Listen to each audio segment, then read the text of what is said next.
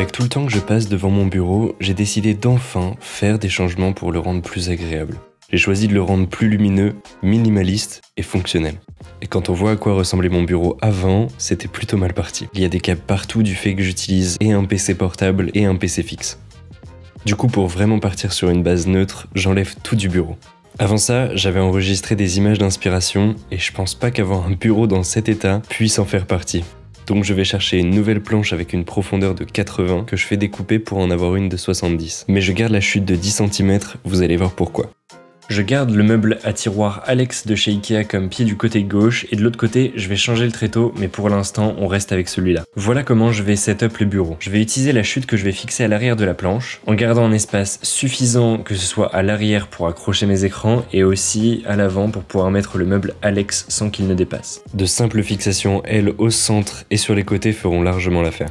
De toute façon, ça sera caché derrière.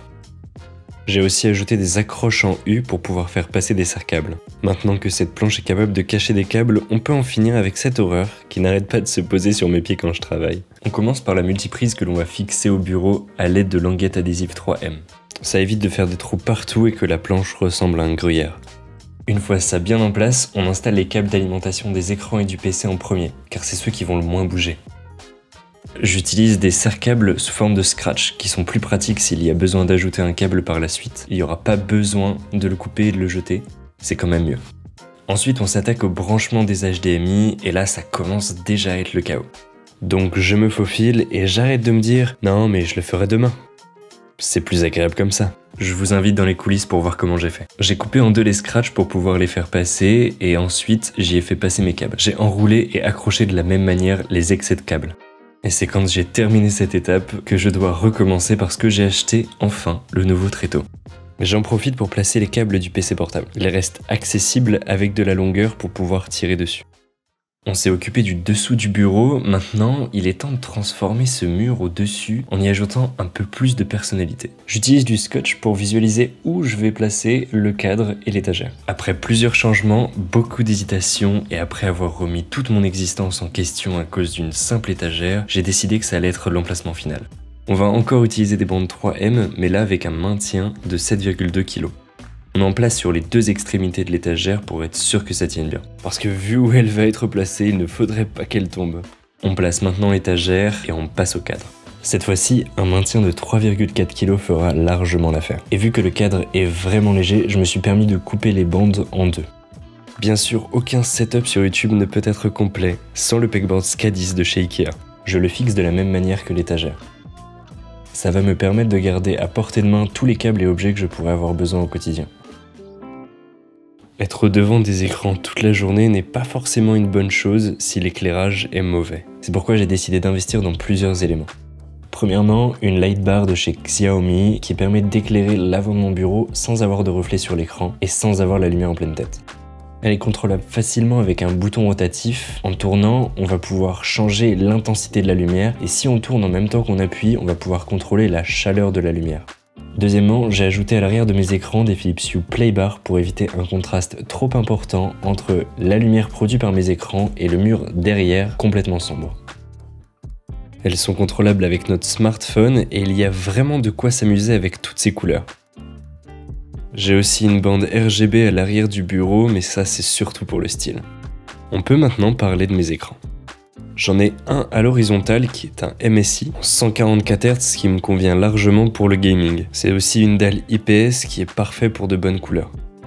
L'écran à la verticale est un écran BenQ que j'utilise uniquement pour la productivité. Le format vertical est parfait pour afficher plein de lignes de code ou Spotify. Les deux écrans sont accrochés sur des bras VESA, ce qui m'a permis de libérer beaucoup de place sur le bureau.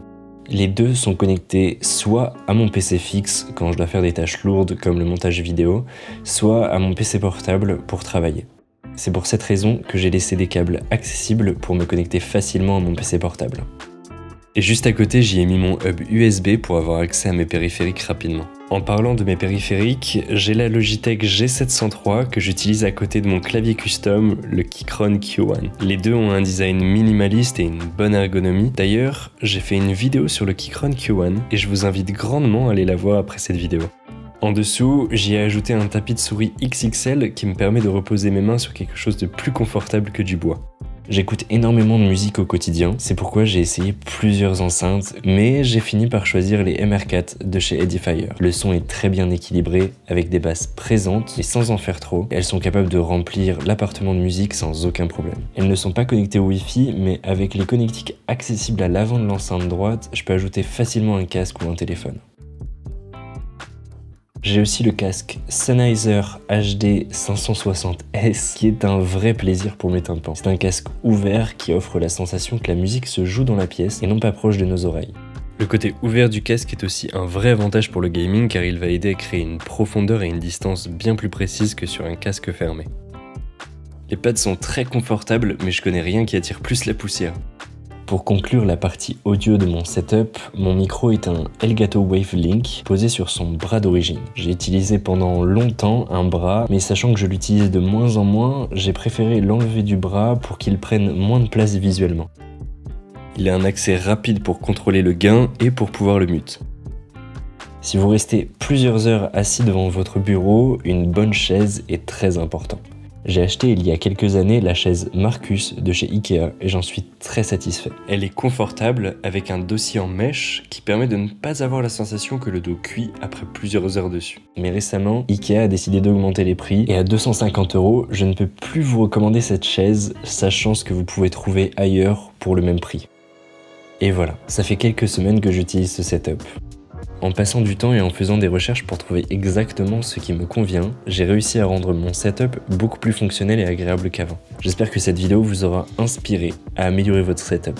N'hésitez pas à vous abonner et à aimer la vidéo, ça m'aide grandement pour savoir si vous aimez les vidéos du genre. Si vous avez des questions, je ferai de mon mieux pour y répondre dans les commentaires. Sur ce, je vous dis à la prochaine, dans cette vidéo par exemple.